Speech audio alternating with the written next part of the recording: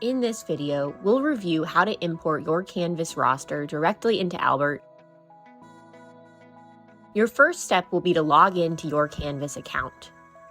Open the course you'd like to import Albert and select the button at the top of the page labeled Modules. Create a new module, or if you'd prefer, you can also use an existing module.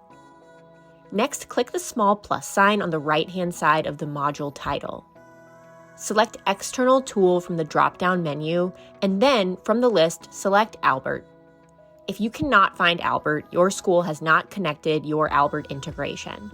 Please connect with your school's technology specialist before moving forward.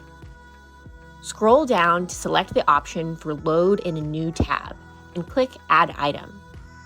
Note that this is unpublished to students, so they won't see it from their student view.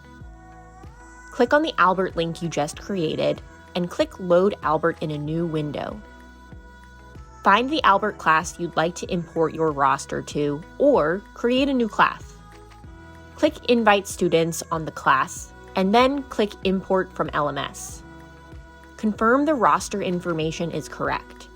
Finally, click Import. You'll want to go through this process for each class that you'd like to roster via the Canvas integration.